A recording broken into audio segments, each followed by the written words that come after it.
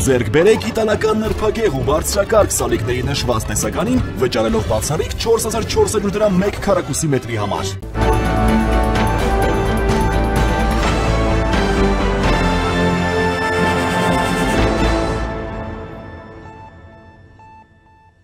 Արդեն 5-րդ օրն է շարունակվում է Իսրայել-Իրան պատերազմը եւ դատելով կողմերի հայտարարություններից այն դեռ հեռու է ավարտվելուց։ Երեկ Իսրայելի վարչապետ Բենյամին Նեթանյահուն ժամանել է Թել Նոֆի ավիաբազա։ Պաշտպանության նախարար Իսրայել Կացի եւ շտաբի պետ գեներալ լեյտենանտ Էյալ Զամիրի ուղեկցությամբ նա հանդիպել է զինվորական անձնակազմի ու հրամանատարական կազմի հետ։ Իր խոսքում Նեթանյահուն ընդգծել է Իսրայելի ռազմաօդային ուժերի կարևոր դերը ներկայիս գործողությունների մեջ։ Իսրայելի ռազմաօդային ուժերը վերահսկում են Թեհրանի երկինքը, սա փոխում է արշավի ամբողջ ընթացքը, ասել է նա։ Իսրայելի ղեկավարի խոսքով հարվածները հասցվում են բացառապես Իրանի ռազմական թիրախներին։ Նա շեշտել է, որ իսրայելական բանակի գործողությունները մոտեցնում են երկու հիմնական նպատակների իրականացումը՝ միջուկային եւ հրթիռային սպառնալիքների ոչնչացումը։ Մենք հաղթանակի ճանապարհին ենք եւ սա հնարավոր դարձավ մեր հերոսոթաչուների շնորհիվ։ Ես ողջունում եմ ձեզ, Իսրայելի բոլոր քաղաքացիները ողջունում են ձեզ, ասել է Նեթանյահուն։ Իսկ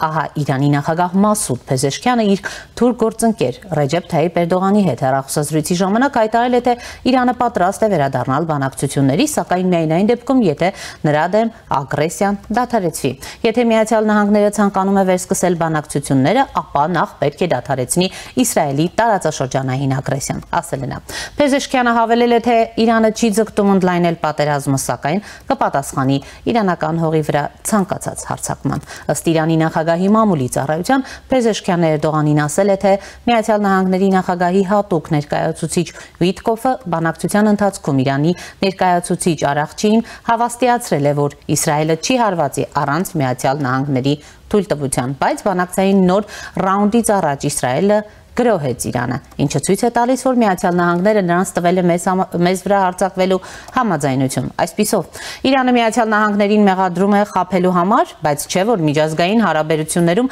մեղմ ասած շատ միամիտ է, երբ պետությունները կարող են այդպես խաբվել։ Միացյալ Նահանգները կարող էր Իրանին անել այդպիսի հավաստիացում, բայց Իրանը ուներ դրան անվերապահ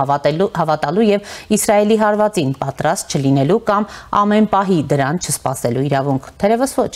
Այդպիսի իրավունք չունի որևէ պետություն անվերապահ հավատալ, այսպես ասած, դիմացինի որևէ հավաստիացման եւ չունենալ ցանկացած պահի այլ իրավիճակի բախվելու հանդեպ լիարժեք պատրաստվածություն։ Թե այդուհանդերձ Իրանը այդպիսով փորձում է ստեղծել տպավորություն, թե Իսրայելի առաջին հարվածն ուժգին ու անակնկալ նաև այդպիսով խիստ ցավոտ է եղել, որովհետև Իրանը հավատացել է Միացյալ Նահանգների նախագահի ներկայացուցչին։ Բոլոր դեպքերում այս իրավիճակները դասագրքային են գործնականում բոլոր պետությունների համար, հատկապես նրանց, որոնք ունեն կոնֆլիկտային պատմություններ եւ դրանք կառավարելու անհրաժեշտություն։ Հայաստանն այդ թվում է, հետեւաբար օրինակը պետք է լինի ուսանելի։ Ինչպիսի ընթացք է ունենա հայ-ադրբեջանական այսպես կոչված խաղաղության գործընթացը փաստաթղթային կամ բանավոր համաձայնությունների տրամաբանությամբ, այդուհանդերձ Հայաստանն իրավունք չունի որևէ այդպիսի համաձայնություն կամ հավաստիացում դիտարկել իբրև հաստատուն իրողություն։ Հայաստանը պարտավոր է կասկածի տակ դնել ցանկացած հավաստիացում, ընդ որում ոչ միայն Ադրբեջանից կամ Թուրքիայից, այլ գործնականում նաև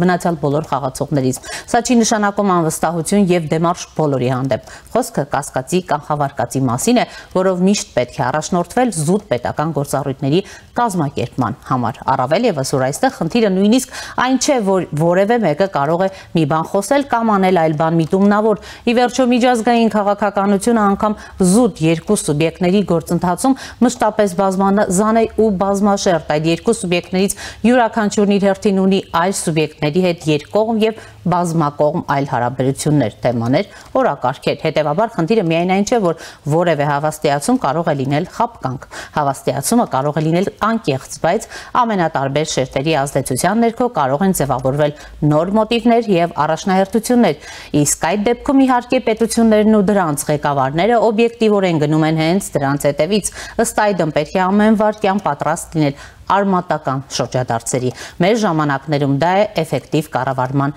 հիմնարար ցուցիչներից մեկը։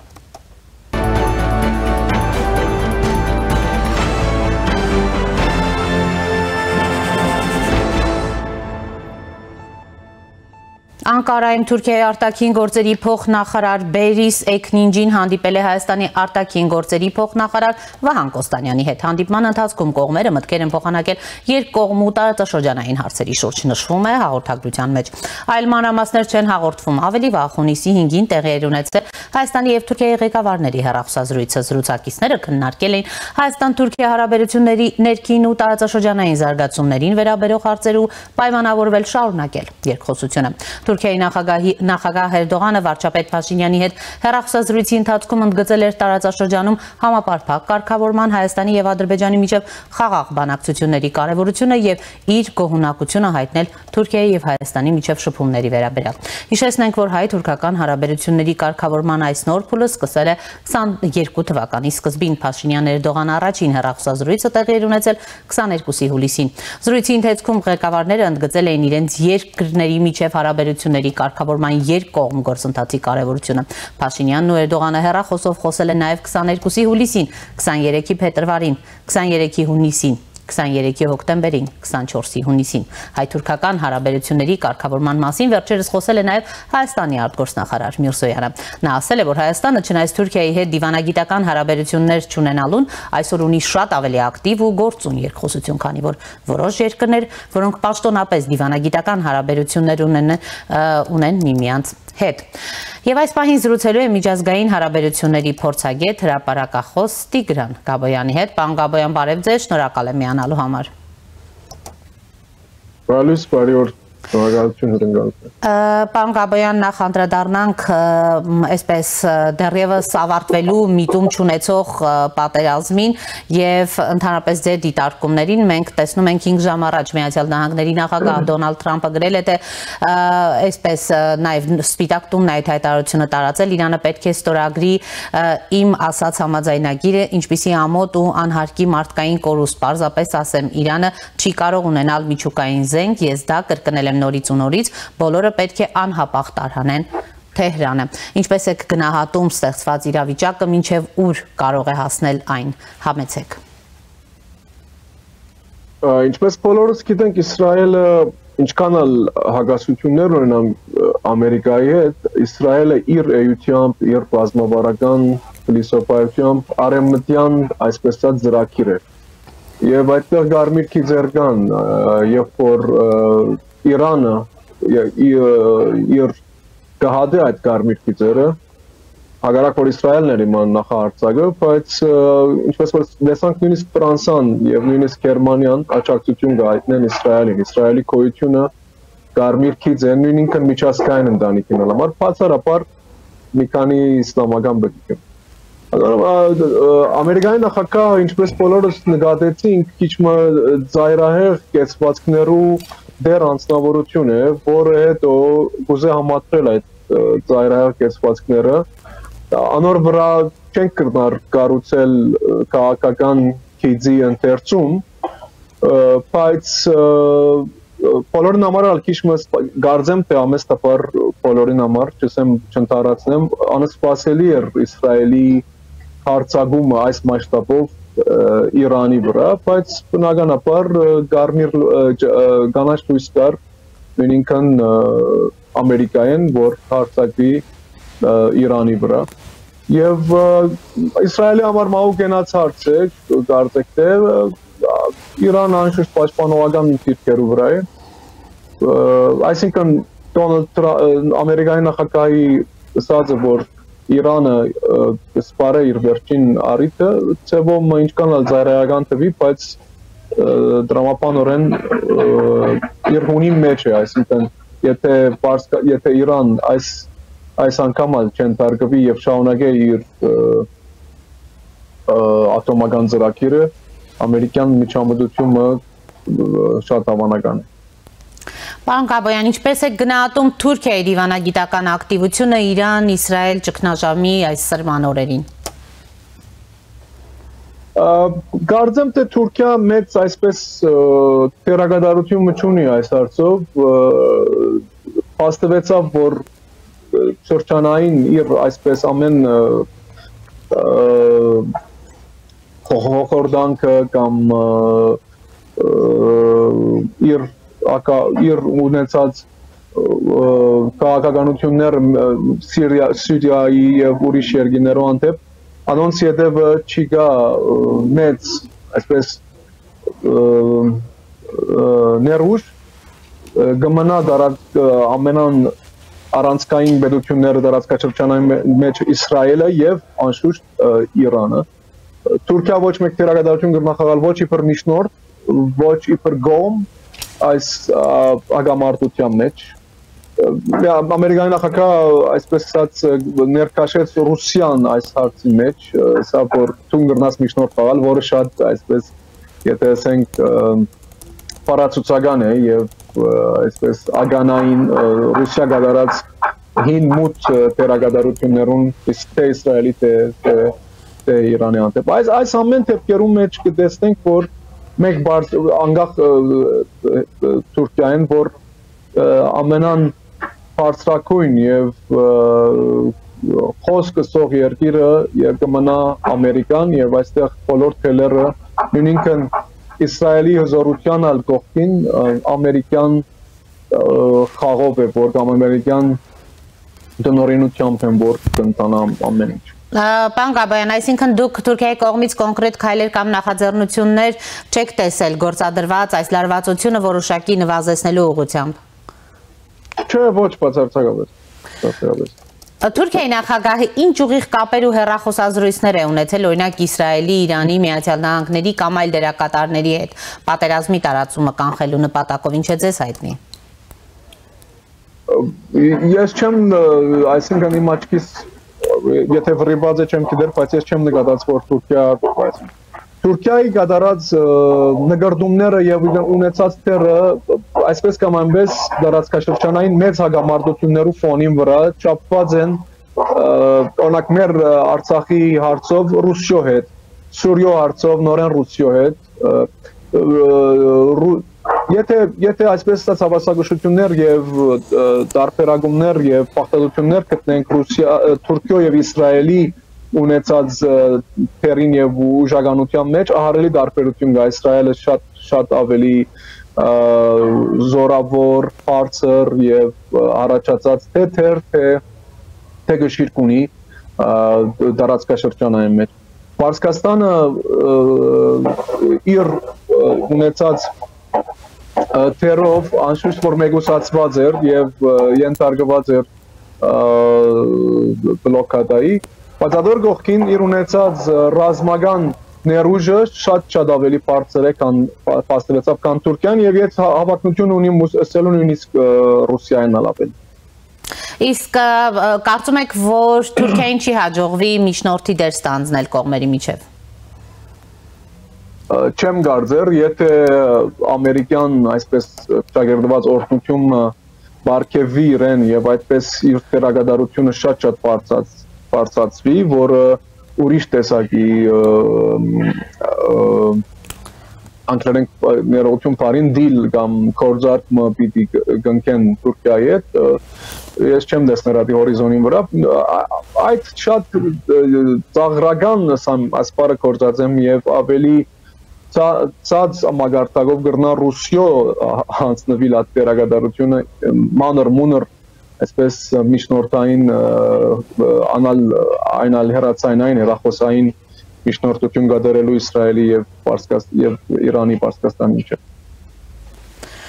Պարոն Գաբայան, Թուրքիան իրականում ինչ շահեր ունի պատերազմը չտարածելու հատկապես հարավային Կովկասի ուղղությամբ ձեր գնահատմամբ Թուրքիո սանցումը եւ Թուրքիո ներպագումը կամ իր ծրագիրներուն հասկացողություն ցուցաբերումը կանցնի Իսրայելեն այդ չի մոռանանք եւ այլ ներգրավված է պատերազմի մեջ Թուրքիա ավելի այսինքն մենք իբր Հայաստան քիչ մտավախություններ ունենք այսպես ասած Թուրքիա պանթուրքիզմ եւ այլն կամ թուրք-ռուսական դամթեմ կամ թուրք-ռուսական համացանություններ Մոսկվայի հետո վերագենտանացած վերջին Արցախի պատերազմով Եշենք Շուեգոյի արտահայտությունը եւ Էրդողան Պուտին մեծ գործակները բայց երբ որ խնդիրը Իսրայելի անվտանգության հետ կախված է, Թուրքիա շատ ավելի զգուշ է, Թուրքիա ավելի շատ ներփակված է եւ իր քայլերը դասը չափել ավելի ճիշտ չի գտնար թյուրավ այսպես նախաձեռնել, եթե համաձայն չլա Իսրայելի հետ։ Այս վարակային եթե Թուրքիա արիթ օգտագործե եւ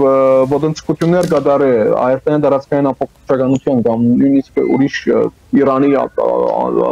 բացառված է համարձակի, բայց այստեղ Իսրայելի կորձոնը կա։ Նեթանյահուն չմոռնանք, որ սա մորցեք Օսմանյան երազը կամ Օսմանյան կայսրության վերականգնումը։ Այստեղ գիտենք, որ Բարսկաստանեն վերջ, Իրանեն վերջ ամենան մրցակից կոչենք, ոչ թե նույն մագարտակի մրցակցությամբ, կապարախոսական մրցակցությունը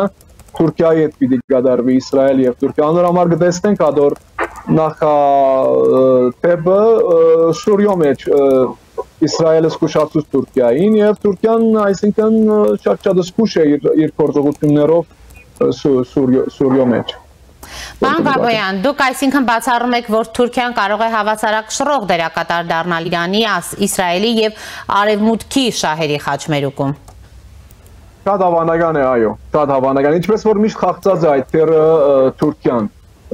Նույն թերը տեսանք իբր ՆԱՏՕ-ի անդամ Ռուսիո ներքաշելով, Ռուսիո, այսինքն ՆԱՏՕ-ն խաղացավ այդ խաղը, որ Պապուկուշ գիրարգե Ռուսիո անտեպ Թուրքիո միջոցով ամերիկյան ցուցմունքներով, ամերիկյան տիրաժավորմամբ եւ ինչպես տեսանք Սուրիո վարակայինալ եւ Իրաքի դեպքերում։ Պարոն Բաբոյան, Իրանի հետ Թուրքիայի հարաբերություններն այս փուլում ինչպիսի ազդեցություն կարող են ունենալ Անկարայի որոշումների վրա ձեր գնահատմամբ։ Իրանի հետ, այսինքն Թուրքիա-Իրան հարաբերությունները ուր դառնան յետալ, արդեն Թուրքիա-Իրան հարաբերությունները այդքան սրված չեն, Թուրքիա միշտ գիտենք, որ զգուշ է Իրանի հետ իր քաղաքականությունը վարելու մեջ, գիտե որ Իրանը ծառագշիր երկիր է, գիտե որ Իրանը իր ունեցած ռազմական ներուժով իր մեջ շատ ավելի հզոր է, գիտե որ Իրանը տարածքաշրջանի մեջ մեծ պրոքսիներ ուներ, Հեզբոլլան, մինչև հիմա ունի Հուսիները, ուներ Համասը, ունի այսպես Հաշտ Շաբին Իրաքի մեջ, ինչ որ Թուրքիան բացարձակապես չունի, ունի շատ թեթև այսպես Ջաբհաթ Նասրայի մեջ ինքը բուզեր ունենալ ուղղակի վերին, այսպես կոչած վերին թեփ չգրծավ, որովհետև այդտեղ ուրիշ քաղաքներ ալկան։ ಅದರ միշտ Թուրքիան զգուշ է եւ գիտակցի իր հարաբերություններու մշակման եղանակը ինչպես տանի Բարսկաստանի հետ։ Հիմա իրեն թույլ Բարսկաստանը այո ավելի նվաստավոր է, որտեղ դարածքաշրջանի մեջ ցևով իր այսին ուժի բացության այսպես ասած հադուցում կգադարվի, բայց մենք միշտ չմոռնանք Իսրայելի ունեցած քեր ուժը, թե տեխնոլոգիկ, թե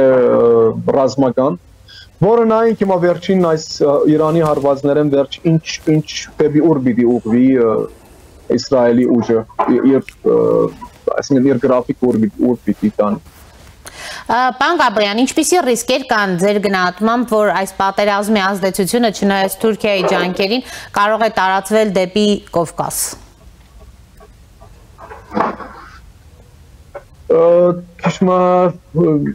Ես մեծ ռիսկեր չեմ տեսներ, այստեղ Ադրբեջանի կորձոնը կա, եթե Ադրբեջանը իր արգածախնդրություններով ուզե այսպես ուրիշ ձևով գարտալ հարցերը, բայց Թուրքիան ավելի գիտագից երկիր է, Թուրքիան ավելի իր արգածախնդրությունները հաշվված են եւ նկատի առած որ Ադրբեջանի այսպես ասած մեծ եղբորները ստանցնած է Թուրքիան, գտեսնենք այդ մեկը մեր հարաբերություններով Հայաստանի սահմանը չի բացվի մինչև Էրդողանն ասավ, մինչև մենք չգարկավորենք մեր հարաբերությունները Ադրբեջանի հետ, ադոր համար Ադրբեջանի հրամանը շարժելու կամ այսպես բղդորչուրի մեջ են ցուկ որսալու պիտի Թուրքիո միջոցով, այսինքն Թուրքիո հրամանեն գաղված պիտի լա։ Ես կգարձեմ Թուրքիա ավելի զուսպ պիտի գտնվի իմ ամեստ կարծիքով, հակառակ պետք է միշտ անագնգաններու հանդիման պատրաստ լանք։ Պարոն Գաբայան, տնտեսական ու էներգետիկ շահերի տեսանկյունից ձեր գնահատմամբ ինչ խնդիրներ կան ընդհանրապես ու ինչ խնդիրներ կարող են առաջանալ, օրինակ Թուրքիան կարճաժամկետում եւ երկարաժամկետում այս ճգնաժամից ինչպիսի օգուտներ է ստանում։ Տնտեսական ճգնաժամը միան կարյուղի խնդիրն է, նավթի հարցը գա, եթե Բարսկաստանը, եթե կնա երթա կալին եւ պագե Էրմուզի փանը Իջանսկը, ինչը բայց ինչպես որ գիտենք միշտ համատրում կա ամերիկյան եւ բարսկական միջազգային շուկաներու մեջ կարյուղի արկուվաճառքի կամ այսպես նույնիսկ այս մեծ բաժամիջոցներուն մեջ դագից կամ թակուն միշտ ամերիկան հասկացողություն ցուցաբերած է բարսկական նավթի հոսքին եւ այդ կախնի վաճառքին, որովհետեւ բալանսավորող է, բայց Թուրքիո բարակային, եթե վերլուծենք թուրքական տնտեսությունը, կարյուղային տնտեսություն չէ, ինչպես բոլորս գիտենք, անորամար դեռ հստակ չէ ինչ աստեցություններ դեռնագրել, Թուրքիան այդքան փայլուն վիճակի մեջ չէ տնտեսությունը ներկայիս ավելի տնտեսական հարաբերությունները Բարսկաստան եւ Թուրքիա Կեր զարգացած բան չեն բարձր, ավելի զարգացած են Թուրքիա-Իսրայել հարաբերությունները տնտեսական, հոնե որ կրնա, եթե բադահվի որ ընդհանրում կամ դիմակայությունը կամ մագասությունը ստեղծվի Իսրայելի հետ, այո Թուրքիա կրնա տևումը վնաս կրել։ Ի վերջո ընդհանրապես Թուրքիայի այսպես կատարած աշխատանքը Կովկասի տարածաշրջանում կայունություն ապահովելու, խաղաղություն հաստատելու, դրա արդյունավետությունը կա, տեսնում եք, թե չի նկատվում, պարոն Գաբայան։ Գա, այո, մեր հետ մենք մեր ուղեցույցը միշտ Հայաստանն է, որովհետև ինչպես դուք հստակ եք ձեր հարցերով Թուրքիո Վարած քաղաքականությունը կդանի թեպի մեր շահերը ուր պիտի հասցնեն մեր անվտանգությունը, մեր տնտեսությունը։ Հայաստանի հետ գա այդպիսի միտում, որ հարաբերությունները դարձնեն բնականon եւ սահմանը բացվի իրարքով, որ մենք ավելի անվտանգային առումով քիչ ավելի շունչ կաշենք։ Գա այդ միտումը, եթե տեսակ դուք ձեր արդեն առավոտյան լուրերում մեջ հայտնեցիք փոխնախարարը արտաքին գործոց Հայաստանի եւ փոխնախարարը Թուրքիո հանդիպում ունեցած են, որը թրագան կրնանք տեսնել, այսինքն այս տարածքաշրջանային առումով։ Հայաստանը միշտ փորձած է Թուրքիո հետ վերջին շրջանին, կոնե Ղարաբաղի հարցեն հետո Ադրբեջանի հետ չգաբել բնականացումը հարաբերությունները, բայց ցավոք մինչև հիմա Թուրքիա անթրփելի է, բայց ինչ որ նշաններ կան, որ իր քաղաքականության փոփոխության։ Ամեն դեպքում նաև Անկարայում տեղի ունեցած այս Հայաստանի եւ Թուրքիայի արտաքին գործերի փոխնախարարների հանդիպումը Էրդողան-Փաշինյան հեռախոսազրույցները այսպես հնարավորություն է ստեղծում, որ առաջիկայում օրինակ Հայաստան-Թուրքիա հարաբերություններում կարող է լինել այսպես բեկում։ Այո, գա այդ հնարավորությունները, որովհետև մենք միշտ աշակերտված ենք նույնիսկ մեր, այսինքն Արցախյան առաջին հաղթական պատերազմեն հետո, մենք միշտ փորձած ենք Թուրքիո հետ բնականon հարաբերություններ ունենանք եւ այդ դրան բնական է այդ կփխի Հայաստանի շահերեն, անշուշտ որ այսպես վերիվայրումները, միջազգային հարաբերությունները, մեր վարած քաղաքականության արդյունքները եւ իրենց փերը ունեցան այդ